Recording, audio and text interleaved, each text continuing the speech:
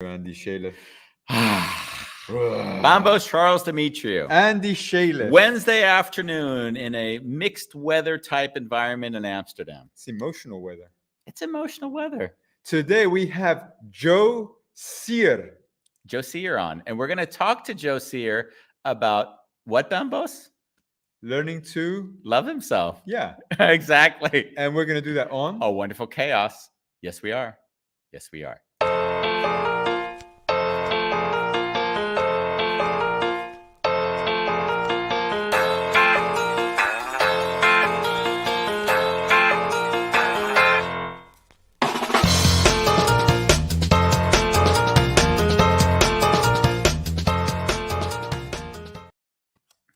Andy, 261 shows. 261.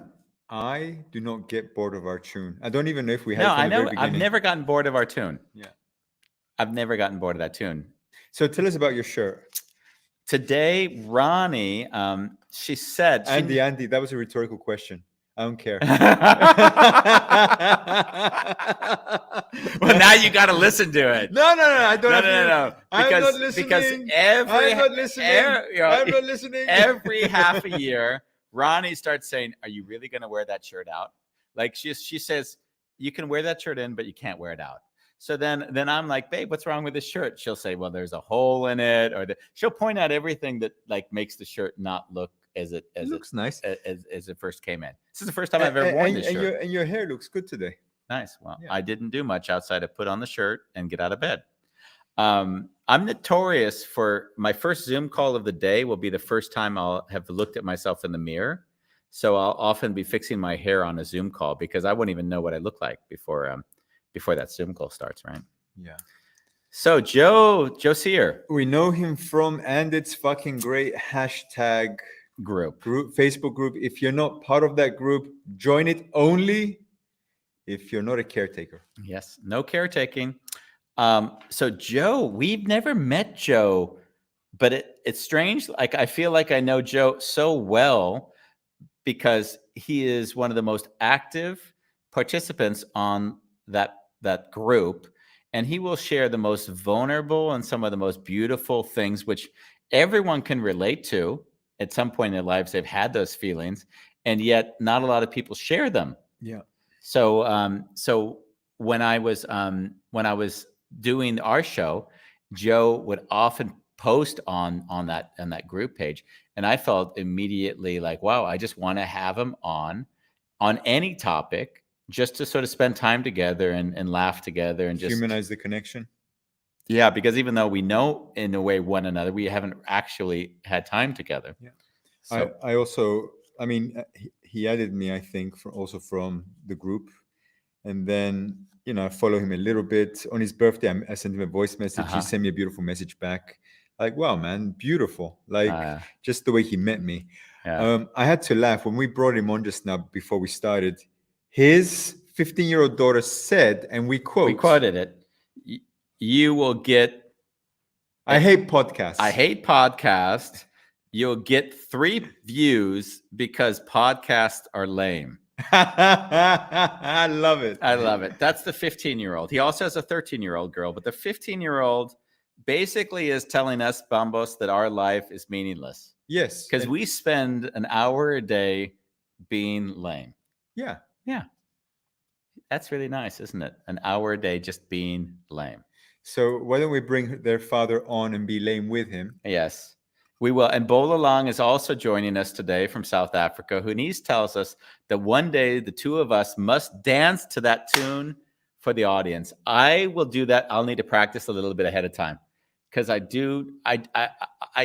like to think that I at least have some moves that are prepared. Andy, I saw you dancing at this museum once, remember? I did dance at the museum, but I was copying somebody else. So it was easy. I can copy people really well.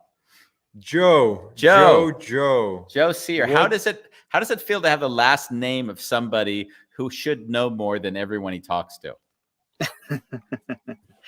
Well, you guys have talked about enlightenment a lot, and I really think that I am enlightened, right?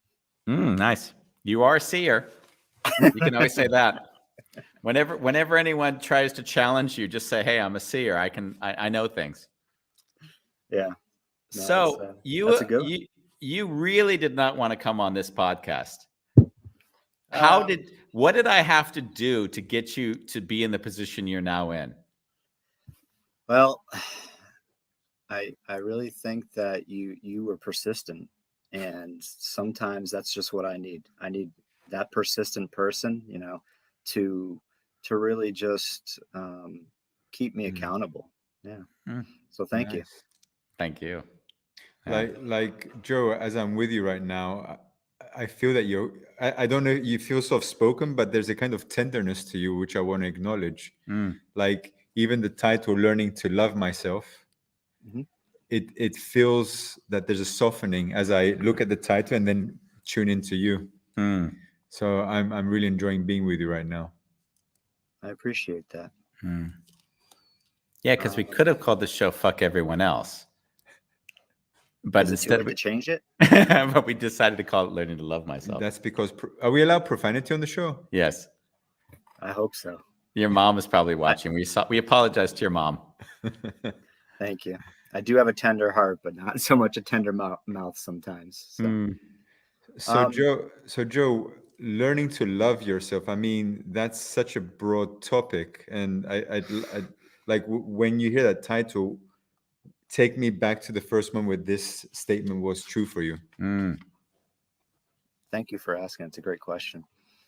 So, I was in the bookstore recently, and I like to buy records, and I was buying a record by this artist called Halsey, and I played it for the first time. Never heard it before. Brought it home, and I'm playing the record, and one of the last tracks on it is called "Still Learning," and I'm listening to the lyrics, and she said that I'm still learning to love myself, and it like hit me instantly that that had been living beneath the surface for quite a while. I don't even know how long that had been living underneath, you know, my consciousness.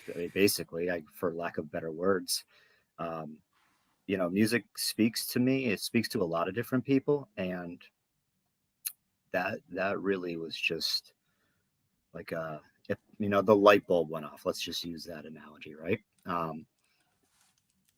And that's why I actually basically picked up my phone and reached out to Andy and said, "Hey, I really love this topic. This struck a chord. I don't know what I'm gonna say about it, but this is something. There's something here." So yeah. Hmm. How did you first get acquainted with the wounded healer and the whole self-love thing? Well, uh, I'm not sure exactly what you're asking, but let me just go down this path, and you can tell me if I'm wrong. So I first actually got acquainted with Andy's book because it was sent to me by my coach, whose name is Stephen Palmer.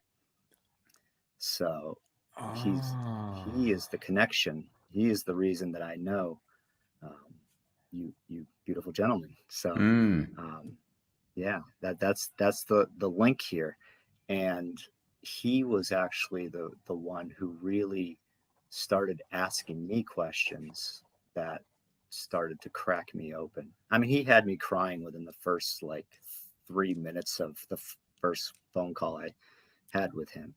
Um, just got right to the heart, and yeah, yeah, Stephen Palmer is not a person who tries to have any, what do you call it? Superficial conversation.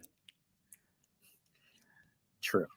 We did have a little bit of small talk about our mutualness and that we have the daughters around the same age. Yeah. So there was a little bit of small talk there. But And then other it's than like, that, okay, tell me about your deepest, darkest pain, and don't mix words. yeah, Just very dive true. straight in. Yeah. Very true. Yeah, So, yeah. so he's been your coach, like Well, to he make a was. Yeah, decision to. He was, yeah. yeah. So to make a decision to hire a coach, I mean, a lot of people procrastinate. So what made you take the step? Yeah. So I had already started my journey towards self healing. Probably a couple 2-3 years before that, let's say. So, oh man, my timeline is all screwed up, guys. All right, Don't worry Yeah, so about it. don't worry. We all, especially when you start, like time starts to evaporate when it you just does. live in the moment. Yeah. Yeah. So I basically I had watched a interview that he had. He was part of this summit on uh, good lord, I can't remember the name of it, but it was really good. Yeah. But so I tuned into it, and and that was something. But I had been working on it for years now. I'm not like Steven though, where I hadn't been reading a ton of books or anything like that. You know how he is with that. Yeah. And for me, it was more of just stumbling my way through. I had uh, a lot of uh, a lot of issues in, in my life that were coming to a head around the time that I turned 30. And after that, and I'm 41 now. So, and after that, I started to just explore. By the time I was 34, I found this path called yoga, right? And meditation. You guys know what that is. And and that really just started opening me up even more.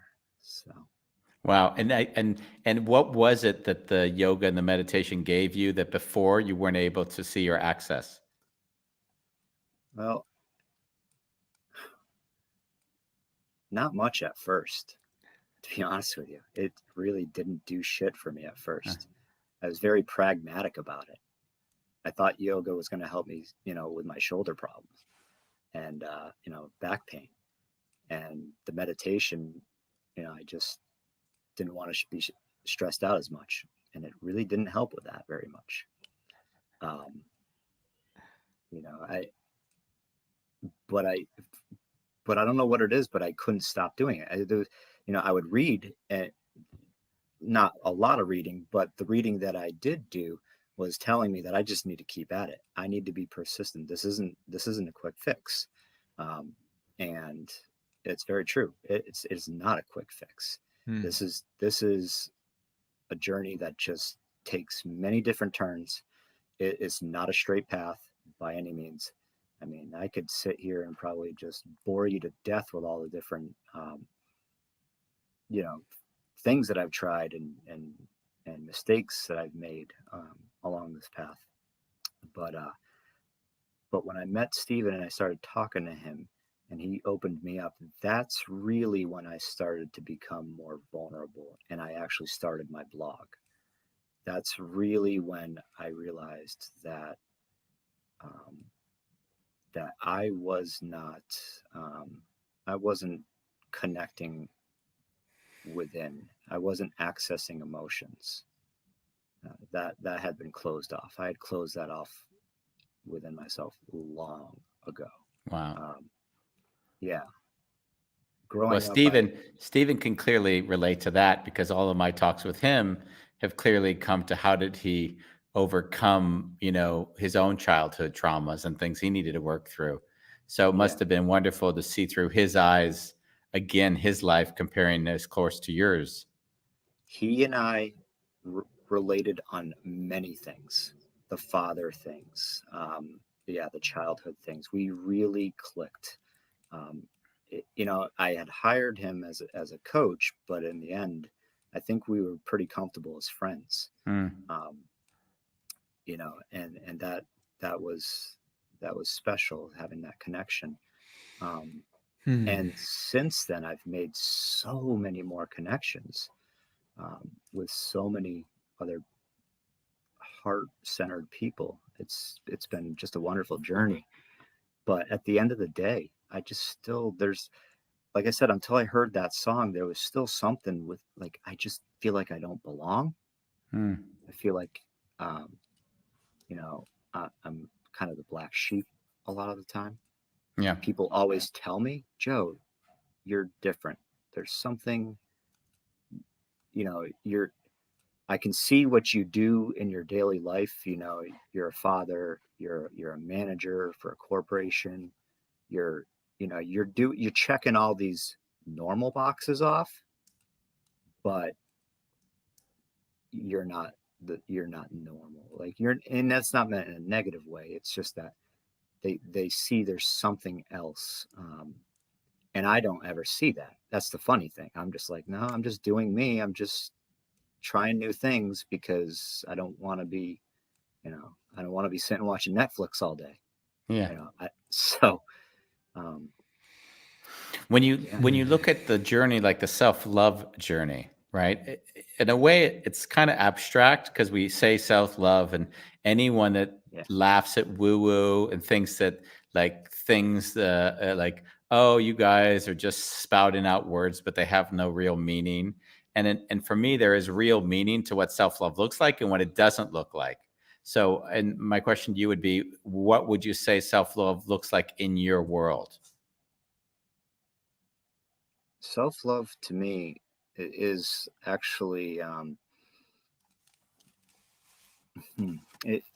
it's, I mean, obviously it's forgiveness, but it's more than that too. It's really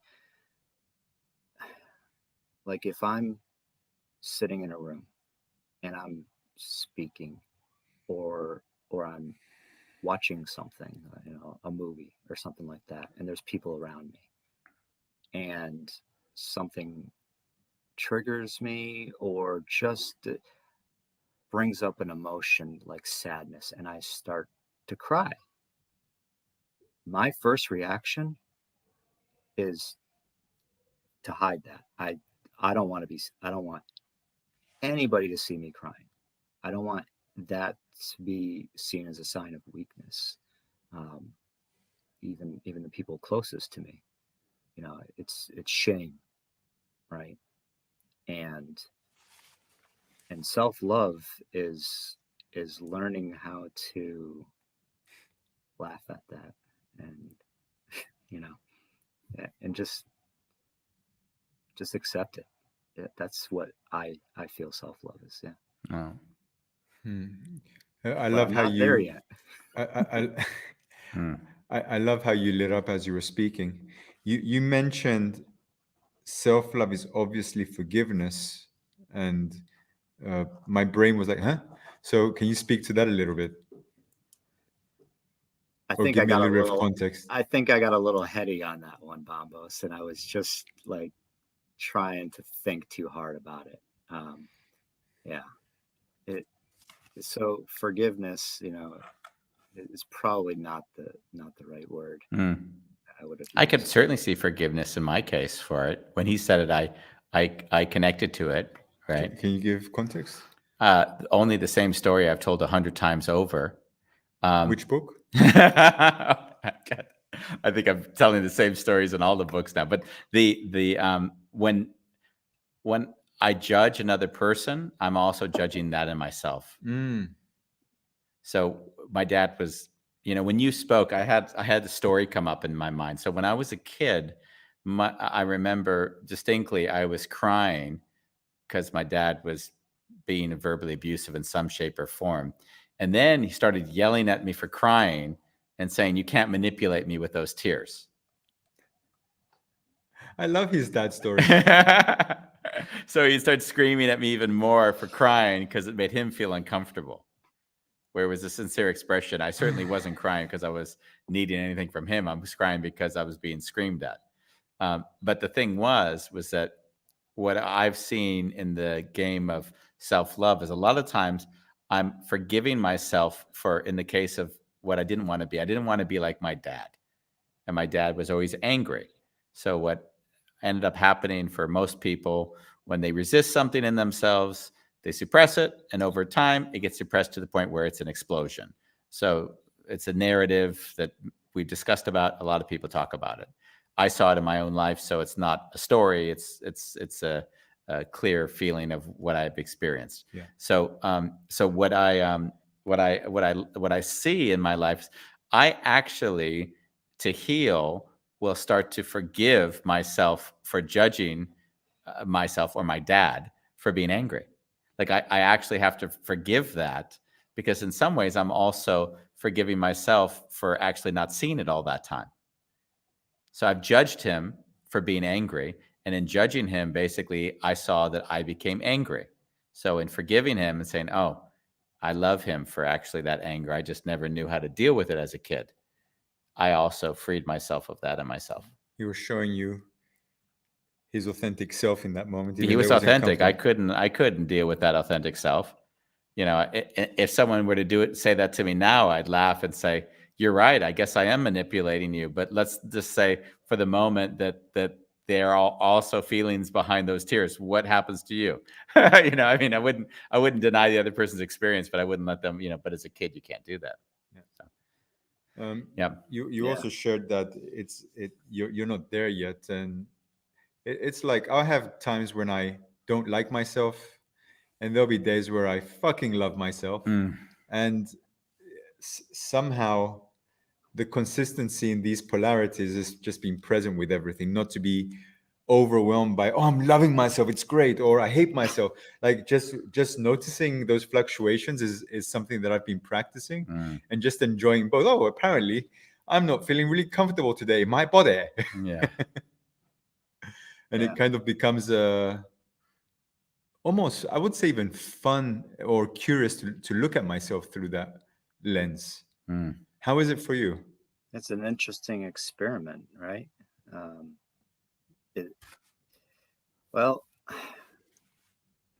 I don't know that I would call it fun. I mean, I do laugh at myself often, though.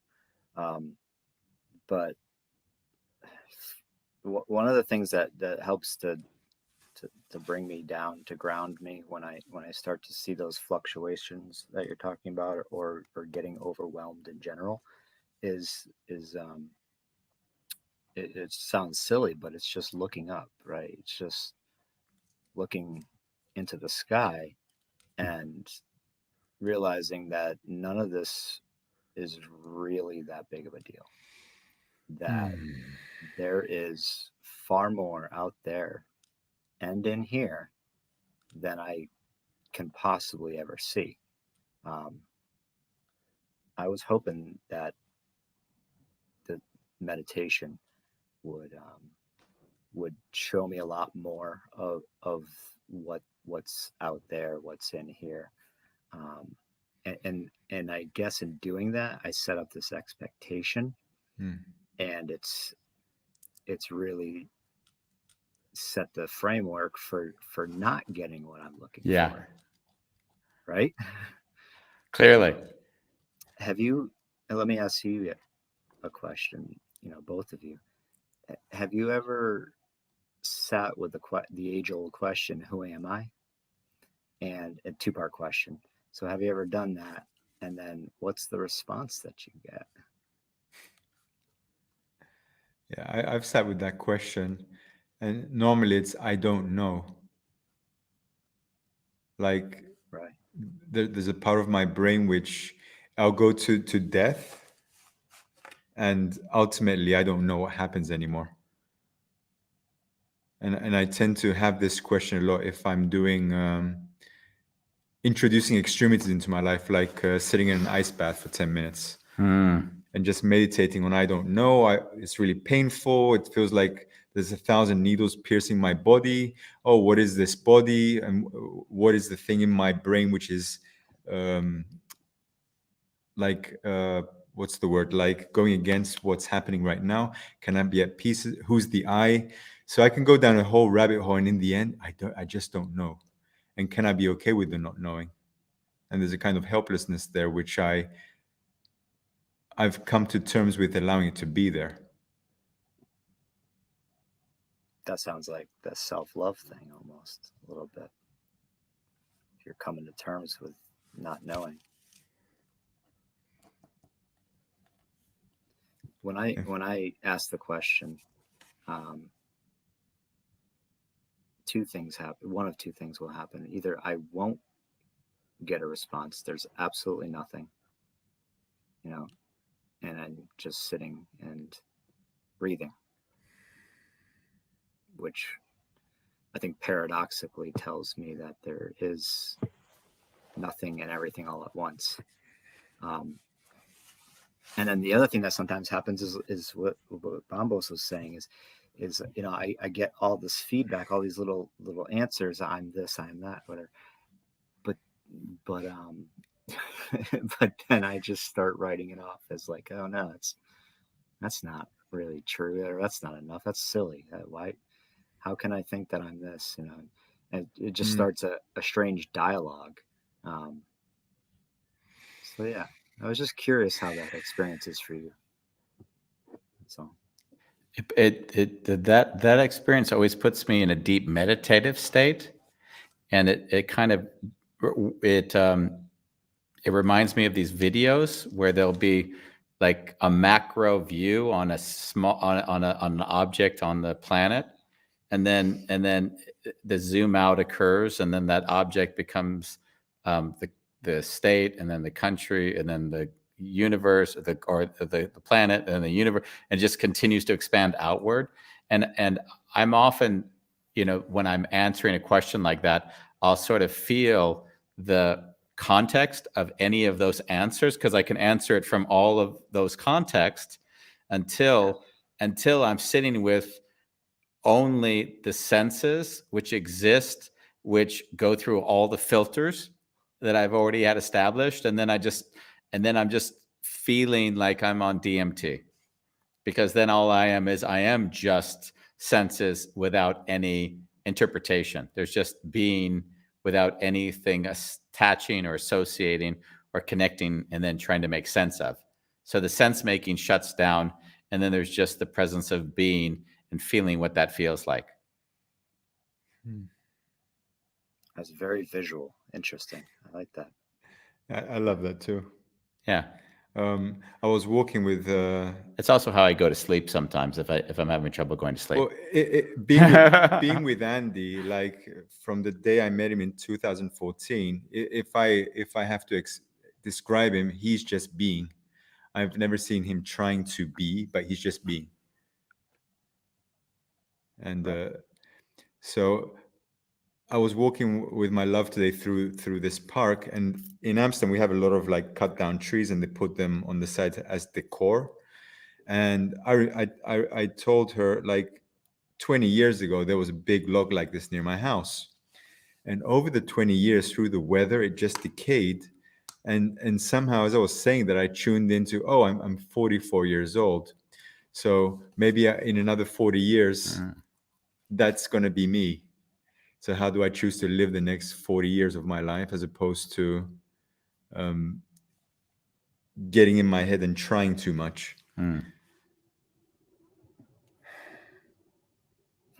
So just seeing death as a reminder. As a reminder, even if it's a log. Yeah. I just want to acknowledge Bolalong, who says that he's Popeye. He says, "I am who I am." I don't know if Bolalong understands the Popeye reference, but that's all that I am. I am what I am, correct? It's probably I am what I am, and that's all that I am. Just a vegetable. You talked about something that I'd like to go back to, is music. And I've seen that music has allowed me to access emotions at times when I was most emotionally shut down. Yeah. It feels like it's played less of a role in my life at the moment. I do connect to certain types, and I love ballads and beautiful music, but I saw that it was really core to me being able to feel when I was, say, in my 20s and 30s. How does that fit to you?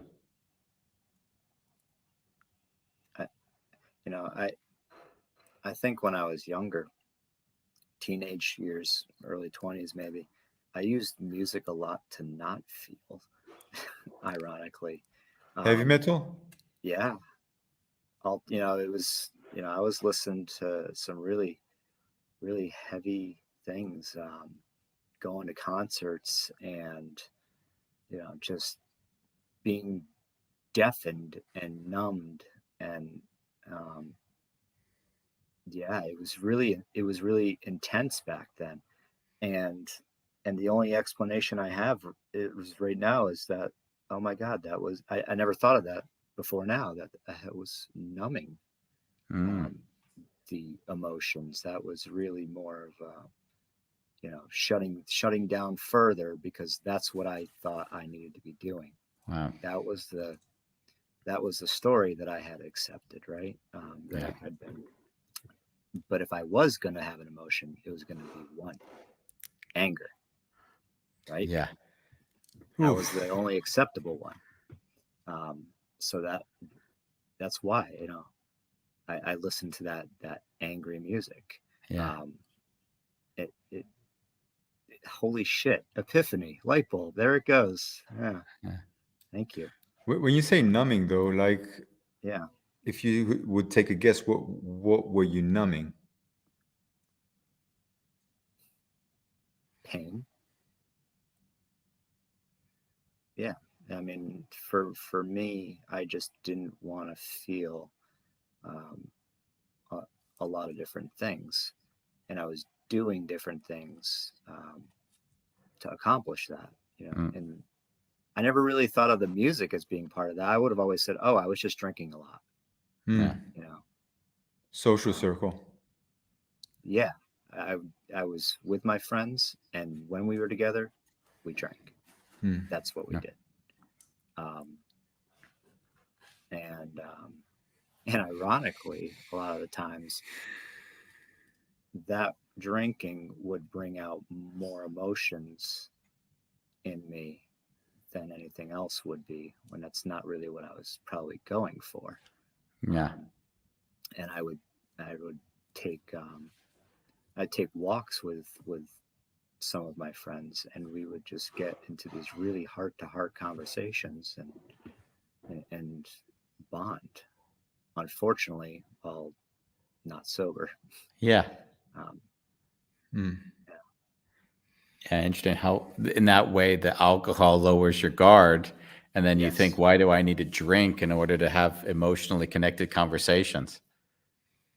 Yeah, that would be probably for a lot of people, is that they used it as a crutch to access emotions, but some do it consciously. I'm sure others just find themselves there. Yeah, I feel so comfortable when I'm drinking. I'm become more social, and I don't drink, by the way, but that would be the kind of language used in association with alcohol, right? We go out, we drink a bit, and then we have courage to access part of ourselves and even behave in ways which are embarrassing the next day. Yeah.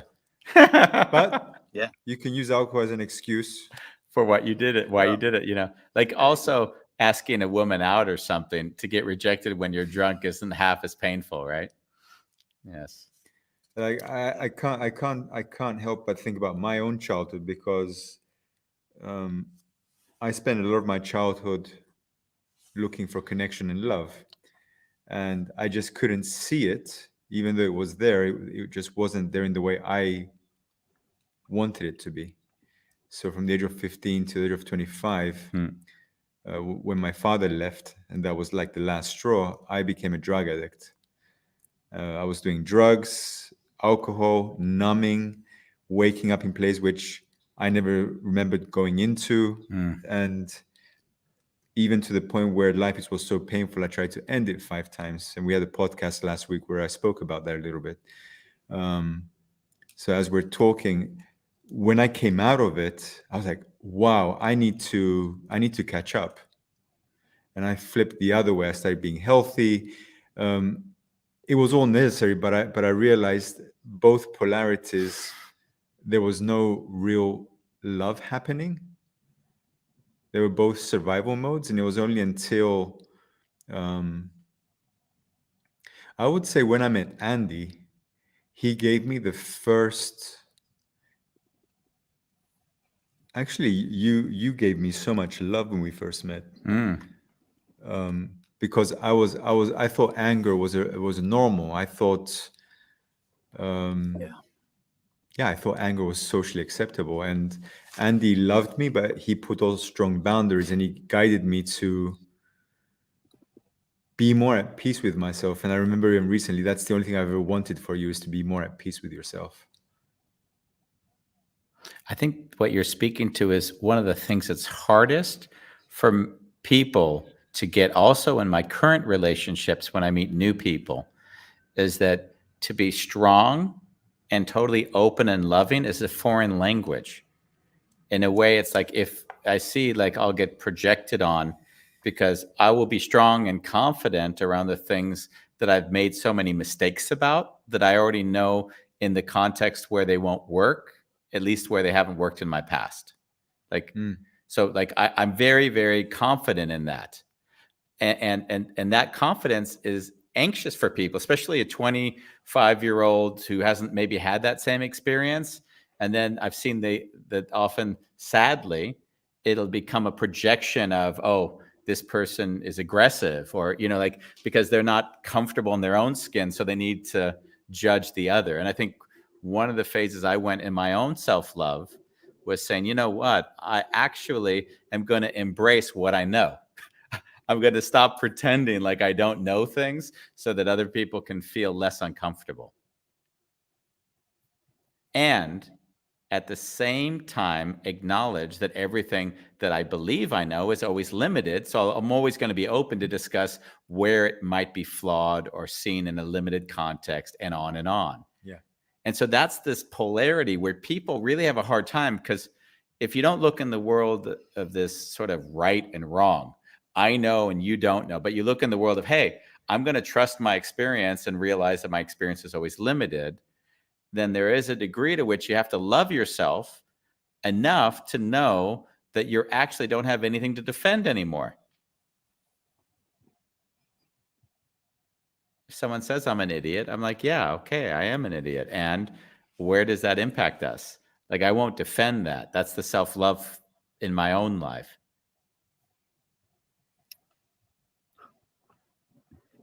Am I going too fast? I'm gonna have to watch this again. Sorry. Yeah, I can see that. Good stuff.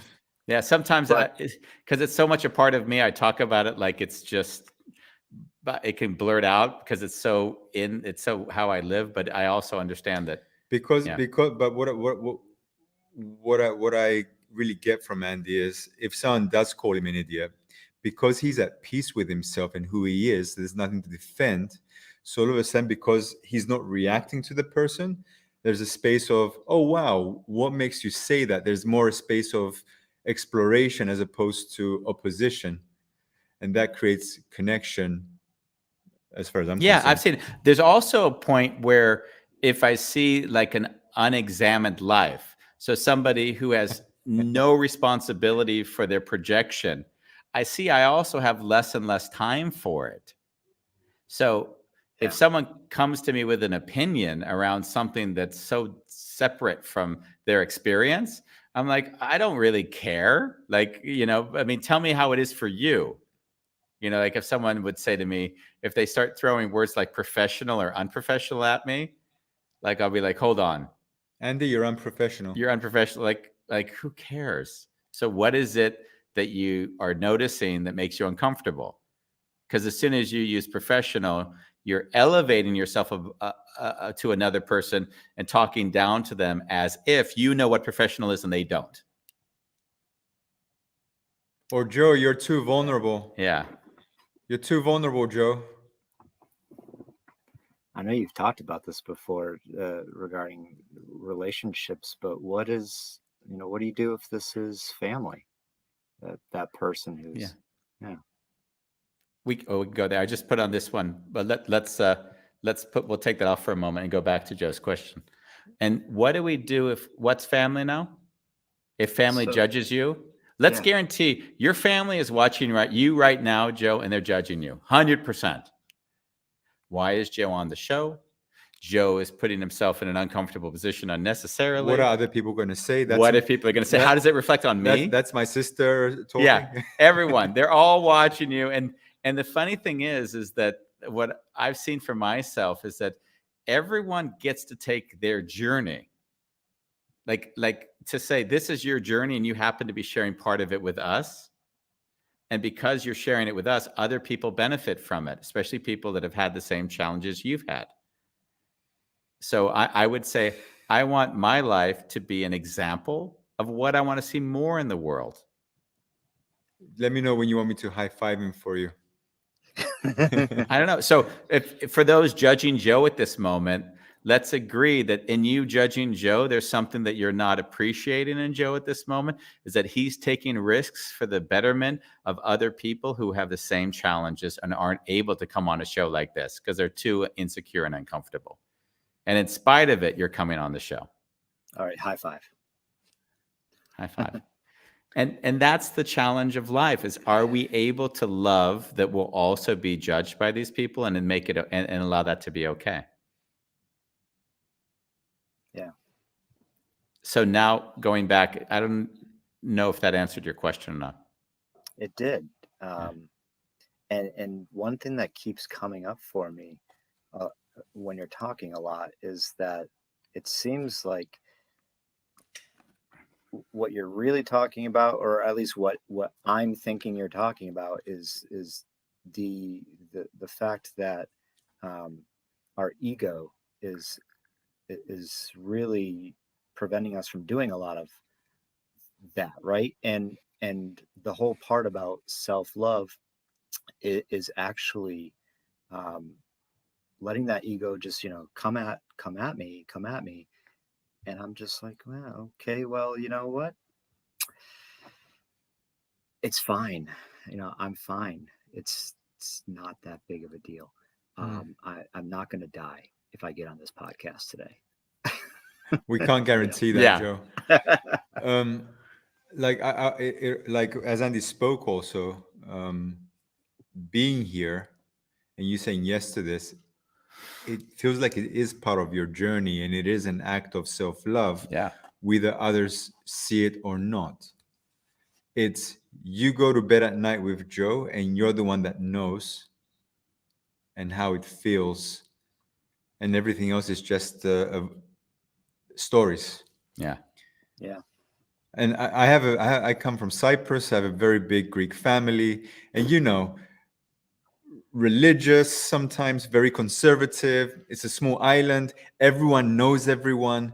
So I'll say fuck. I'll talk about my sexual experiences. And sometimes like, oh shit, I'm bungee jumping in my own body because what's my sister gonna say? I'm happy my mother doesn't watch this podcast. And in the end, it's like, let go. And I'll deal with things as they unfold because I'll take full responsibility and love them. But what I'm not gonna do is defend why I live the way I live. And they see me as being happy, and that's really getting really clear for them, like, oh wow, he's really happy. My mother even said to me, I thought you'd be miserable, you're fun to be around. so I see this podcast also as a celebration of life, even though sometimes we don't always bring topics which are joyful, like suicide and rape. Yeah. Another thought that came up while you were just saying that, Bombos, is that I also see another extreme end to it, though, where I've judged other people, writers usually, for actually using that as that voice of theirs as a weapon almost against the people that like their parents or something like that, for example. So that almost seems to be going in the wrong direction, obviously, right? That's just not what we want to do. Oh, you mean, just help me understand. You mean someone would write something and then write negatively about their parent and use it as a weapon against them? Is that what I didn't understand? Yeah. And I think that what differentiates that mostly is that when I'm writing about my experience, I'm writing about my experience, right, from my perspective. And obviously it's going to include what other people did. And one of the things that I haven't quite said yet when confronted, but I'm probably going to at some point, is just let them know that, hey, it's my experience, and if you don't like it, you should have been nicer, right? Or I mean, even then, It could be what the other side is it's my experience. Obviously, you have your experience. Yeah. Because in a way, we all, you know how they do that, like they'll show either on a show or anything, they'll show how the same thing was experienced from 5 different perspectives. Oh, yeah. So in a way, I kind of see life as even my version of events is basically that person who is 13 years old and incapable, allowing him to experience it as he experienced it, seeing that he wasn't right or wrong. It was just his experience at that time. Yeah. Which was hard to write the book, The Last Letter.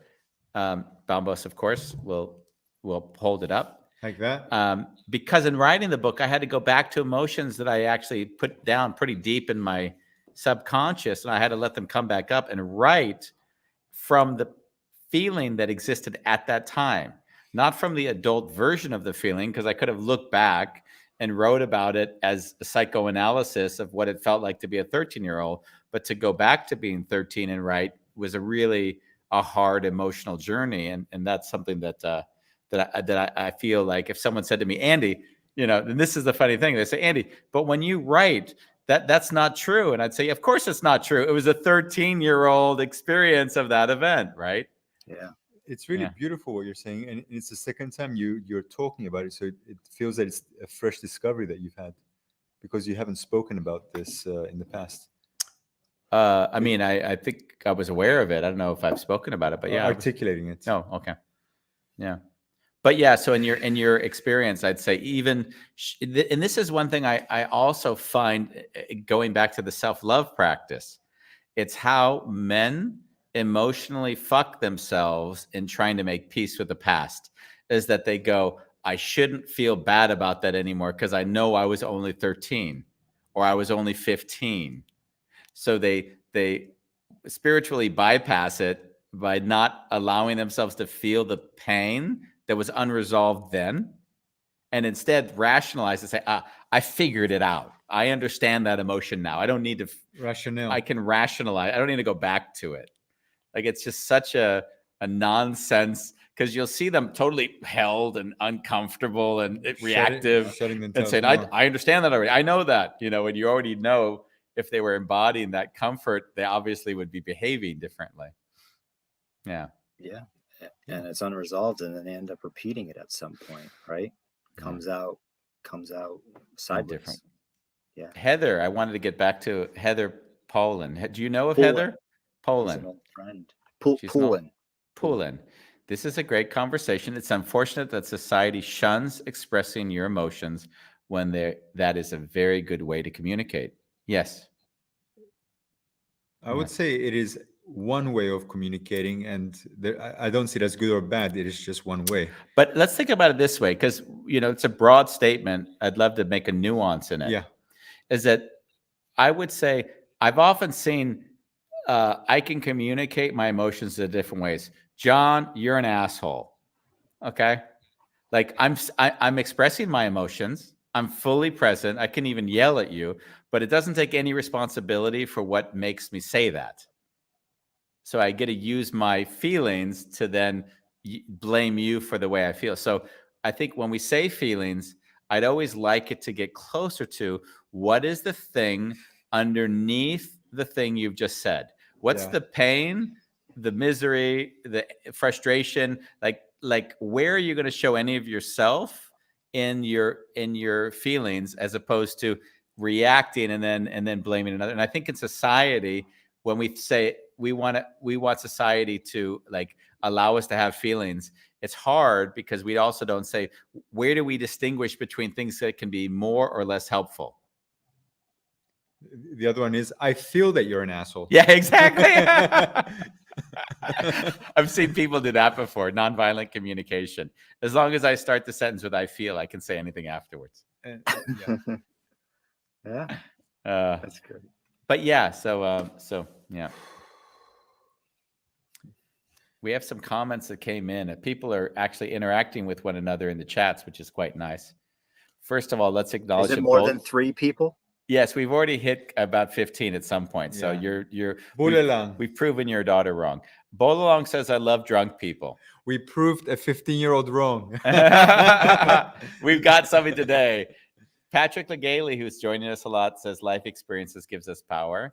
And it's how we use it. And it's the energy speaking. And I also see that there's been people interacting with Heather around her comment as well. Yeah. Yeah. Yeah. Something that you said earlier, and it's like the moment we want to judge something as right or wrong, it's where am I not loving that part of myself? Where do I not give myself permission to be that? So even if I'm judging someone for being a complete ignoramus, put it that way, where am I not allowing myself to also voice the ignoramus part of myself and lovingly allow that to also be part of, I shouldn't be an ignoramus. Yeah. Yeah. I saw this come up with Trump a lot. When I would coach people and they'd have a lot of judgment towards Trump, then I would often invite them to look at the behavior in Trump, that if they had more of that in themselves, they would be more effective in their roles. That was like giving them knives, I can tell you, and they wanted to throw them at me. Yeah. So what I was trying to do is distinguish the individual from the behavior and say, clearly he's doing something which is attracting people to him. And in your role, you need people to be attracted to you. So let's not say what he's saying, but let's say, what is it you can learn from how he's behaving without going to the judgment of, oh, but he's a jerk and a this and a that, or whatever it is they were judging about him. And the interesting thing was the thing they were judging in him was exactly the thing they needed to develop in themselves to be successful in their roles. Because that energy is a life force, and you can use it in the way Trump used it, or you can use it to actually bring people together and create epicness in the world. Yeah. So the question is, how does that energy get placed? Not, judgment of good or bad, but how do you learn from somebody who's clearly doing something which is attracting people to them, especially with leaders that need to get people mobilized and excited about what they're doing. And then they're saying, no, I don't want to mobilize people like that. Yeah, of course I'm going to build a wall. Exactly. Of course you don't. So, but what do you learn from them? That was a big challenge for me, or how I used it. I can be provocative in my coaching, obviously. So if you want a new coach. Yeah, no. You are very active on the hashtag and it's fucking great group, or you have been in the past. Your posts have been some of the ones that have been most inspiring for me. The way the group works, and I don't know, I think it works. Not only do I think, I know it's different for each person. For me, what happens is it puts me in a deep meditative state. So I don't listen to what you've written. I hear where that's true for me or where it's been true for me in the past. And then I get drawn into a very deep feeling of connectedness within myself. So what you've given me as gifts in your post are opportunities to connect with parts of me that I'm not necessarily accessing because I don't feel that at that moment per se. Right. How has it been to post there for you? So posting has been pretty easy. The thing that I end up having issue with, well, I'm not gonna, actually it's not really an issue, but the thing that just gets tricky for me is when people respond with, when they're trying to offer me like more than just understanding, when it becomes more of just trying to fix something for me. Don't feel like that. Yeah. I know a good coach. Yeah, exactly. Do you know what Backlash? Read this book. Yeah, read this book. Do you know how many? I got backlash for this because so many people who came into the group said that this group was not productive because it wasn't helping the person enough. Yeah. Because if you go to any other Facebook page along the same lines or social media type of thing, that's what they're doing. That's really, if you go into a a men's group, for example, so a lot of that, you'll see 100 comments, and every single one of them it has nothing to do with them. Um, it has nothing to do with from the commenters angle of them just holding space. It's more of them and maybe it's a male thing, but I need to fix this problem. I need to tell this person what they need to do in order to be better, or to to not be broken. So that for me, it tends to hold me back a lot.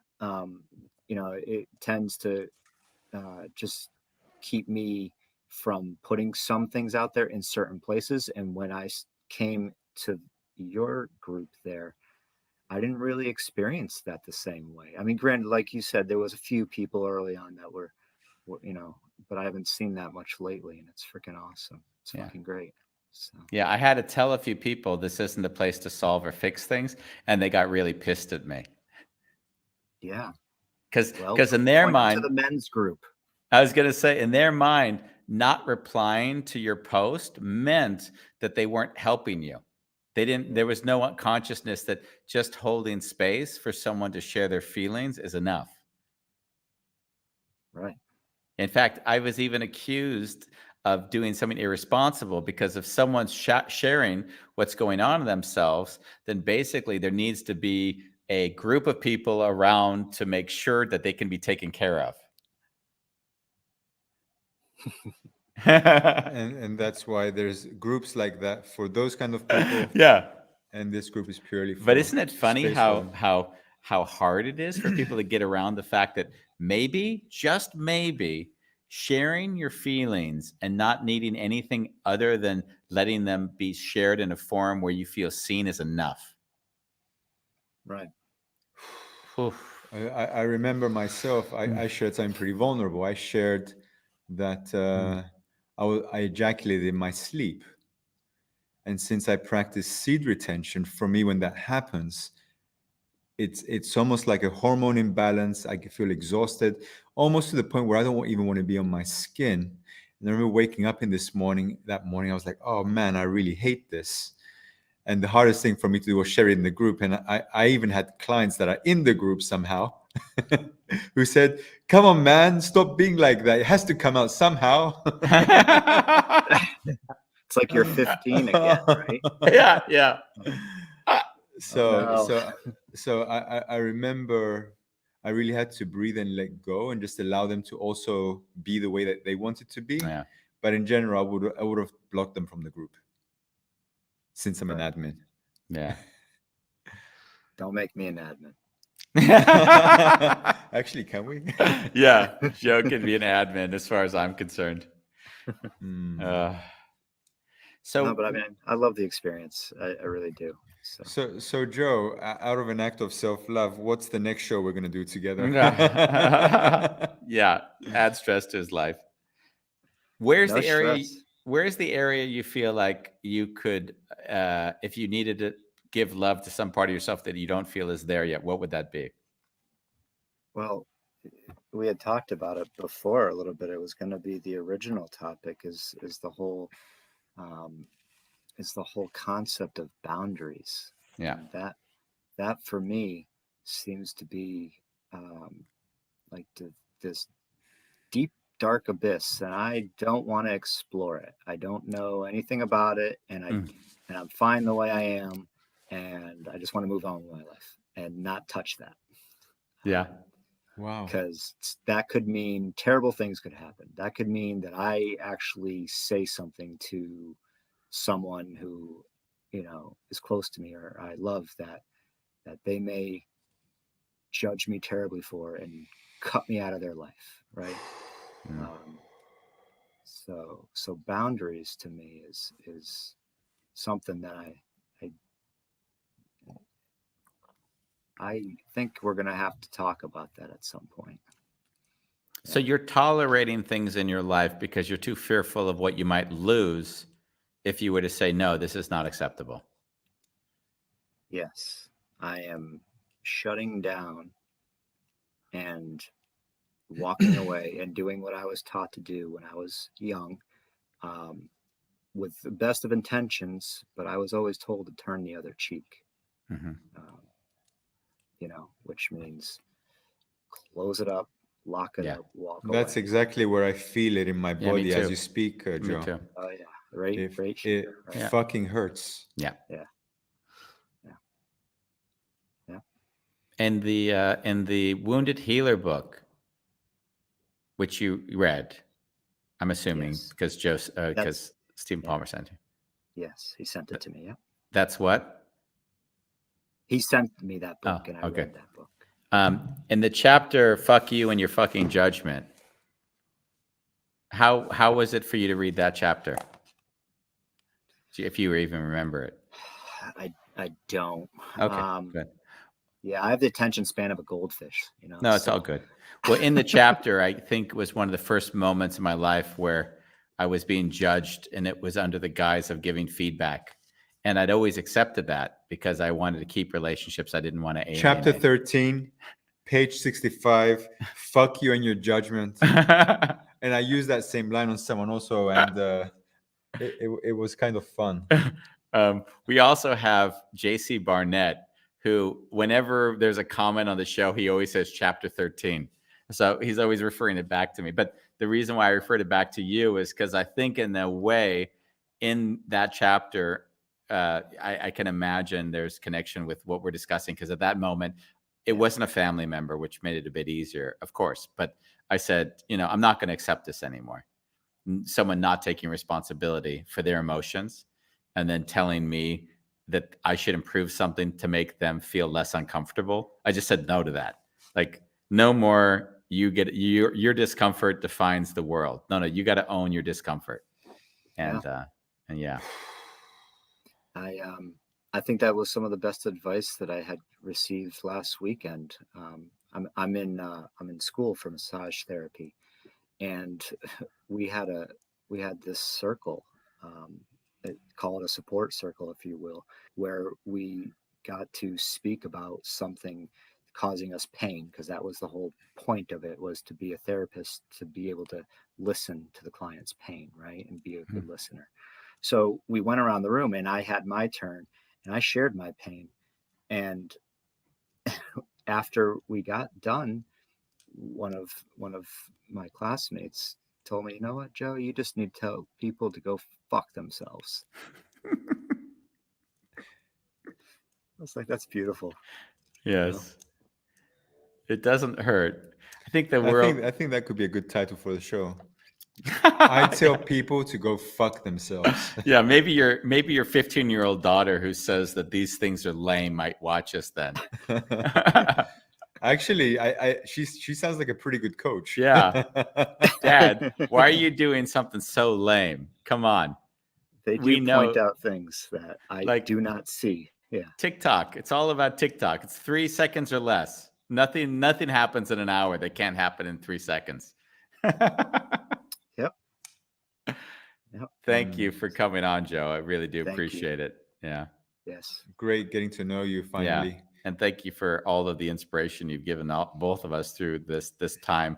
Not even knowing you came through Steve Palmer, it was like, where's this guy showing up and really owning things in a way that like is an example to everybody else? Like the only thing when I see your post, I'm like, wow. So I see if he can go that deep, then if I don't post anything that even resembles that, then hey, why am I posting, right? You've really been the example of what it means to own in the most authentic way. It's really been beautiful to see that. Yeah.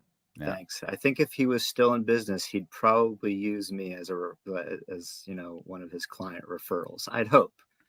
Yes. For those that are interested in what Steve Palmer is doing, he's doing surfskate.love. Let me repeat, surfskate.love. Broadcasting from. He's shifted his entire life. He's fallen in love at whatever age he now is. He takes his shirt off and he surfs the surf skating places around the U.S. So he's become an authority on something he knew very little about, say, 3 months ago, which I think is living brilliant. In Utah, living in Utah. It just makes no sense at all. But he's making it work, and we love the fact that he's such an entrepreneur. So thank you for being Thank with you, us. Joe. Yeah. Send you love, Ciao. man. Thank you. Bye.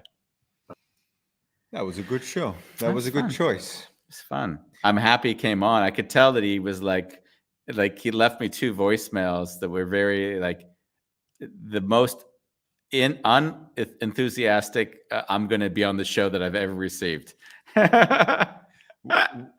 We've done 2 shows on boundaries, haven't we?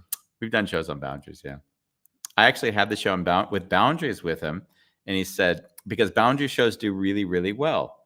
A lot of people have boundary issues and they like watching those shows. So I said, let's do that show again together. And then he said, I'm going to have to discuss things potentially that aren't comfortable. And I'd rather leave that for another time. So that's why we didn't do it then. Yeah. Bambos is not with us tomorrow. For those, I shouldn't say that because maybe people would join hoping to see you. But Ronnie will be joining me tomorrow. And his wife, my wife, his hot wife, will be sitting in this seat right there, warming it up for me. Yep. Brad, and we have Brad Cracchiola, who I went to high school with. Oh. And he made a movie called Lives Not Grades, or he made a movie. He's part of a movie, which was a group of students from the USC. It was interdisciplinary, all walks of engineering and design and business. They all came together. They went to a refugee camp in Greece for all of the refugees coming out of Afghanistan. And they were challenged with making something practical and usable for refugees. So it was not intended to be a play. It was literally, they brought to the refugee camp, they said, look at their problems and challenges and design stuff to make their lives better. And it was an intense experience for all parties because they're just coming out of high school and now they've been thrown into one of the most intense environments one could experience, and then asked to perform. And you can imagine that show and what it meant. So we're going to discuss. If you haven't seen it, it's PBS. It's free. Go to just type in Lives Grades, Lives Not Grades, and you'll see. You can watch the show. And then, yeah, I'm in 3/4 of it. I really enjoyed it. So you'll see me and Ronnie here then tomorrow. I'll see you guys on Friday. Who do we have on Friday? I don't know. Good. Then we'll see you. Oh, we have Defray. We have Steph Defray, who's also made a film, which went through the circuits of all of the, what do you call it? All the competitions. It's a really interesting show because he looked at the lives of 5 different activists and saw how those child activists were showing up in the world, because we know activism today. So The Day I Had to Grow Up. That's the name of it. Looking at people who were at the shootings of schools and where they became activists. So looking at those lives. So that's on Friday. Look forward to spending both days with you. It's all about the movies now. Wonderful chaos, people. Wonderful chaos.